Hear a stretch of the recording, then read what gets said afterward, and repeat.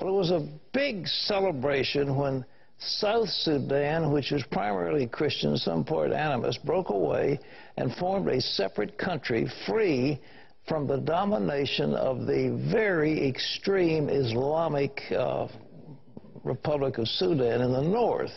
Well, the Islamic regime isn't stopping. They're launching a brutal assault now against Christians in an area known as the Nuba Mountains.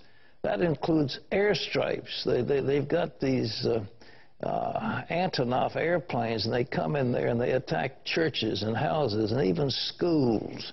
Brutal, absolutely brutal by the so-called peaceful followers of Islam. Gary Lane has the story of this growing tragedy and what Operation Blessing is doing to help those beleaguered people in the Nuba Mountains. It's a new humanitarian crisis. Ethnic cleansing of the Nuba people has left thousands dead, and many others fighting for their lives. The Nuba Mountains are home to one of Sudan's largest Christian communities. They're being tormented by daily airstrikes and house-to-house raids from President Omar al-Bashir's armed forces. Bashir is an indicted war criminal for the genocide in Darfur. Virginia Congressman Frank Wolf says it's important the church in the West stands up for these persecuted Christians. I think the church in the West has to really do a better job of advocating for the persecuted church. Well, if anything, hopefully this hearing can motivate not only the administration, but also the church, the leaders of all the denominations, to come together for advocate for this. Bashir's soldiers are reportedly burning down churches. Bishop Andudu is from Sudan's South Kordofan. He also testified to the devastation that happened at his diocese. My house was shot with the guns, and my chaplain was able to escape through the window. And also my offices and cyber cafe was burned down, and cathedral as well. Brad Phillips is with the Persecution Project Foundation. He's just returned from the Nuba Mountains. He testified before U.S. congressional leaders that aid access to the region is limited.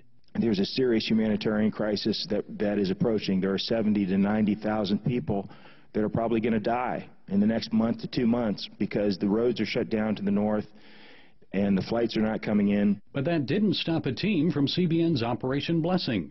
When he heard about extreme shortages of medicine in the Nubas, President Bill Horan put together an emergency relief mission. It was dangerous, but it was life-saving. We found a pilot willing to fly us into the Nuba Mountains, and we took off and flew most of the way under the cover of the clouds to avoid being spotted by the northern warplanes. We landed on this tiny dirt strip, and then the scramble was on to unload the plane as fast as we could because we were told that literally any minute the Antonov bombers could show up and start bombing the airstrip. Soldiers from the SPLA, the Sudan People's Liberation Army, drove the team several hours to the hideout of Lieutenant General Abdel Aziz.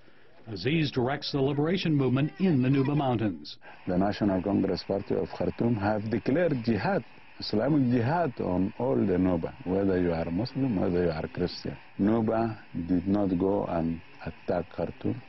Nuba did not go and take anything from Khartoum. And instead, Khartoum is the one exploiting the area. They are taking the oil.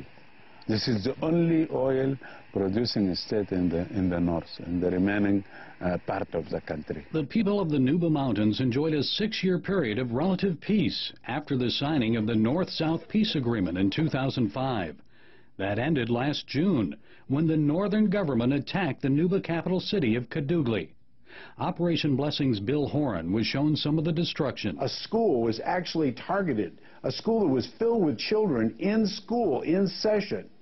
2 huge bombs, thank God they missed, but not by much.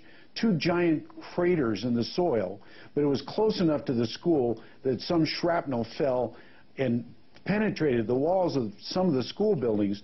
1 child was killed and a whole group of children were injured. Who in the world would target on purpose children? What relief was delivered by Operation Blessing? An emergency health kit containing enough medicine and medical supplies to establish a much-needed health clinic that will serve 10,000 Nubian people for 90 days. We purchased 2 of those complete emergency kits in the Netherlands and flew them in. Those medicines are now, at this moment, being used to treat the sick, the injured, the wounded in the clinics in the Nuba Mountains. The people of the Nuba Mountains, no one can hear their voice. They're suffering in silence. We need to be their voice. The United States and all the nations of the free world, the United Nations, they have to quit ignoring this, and then they have to quit talking about it. They have to take decisive action. There needs to be action by the United Nations. If the United Nations stands for people, please defend the people of Nuba. Gary Lane, CBN News.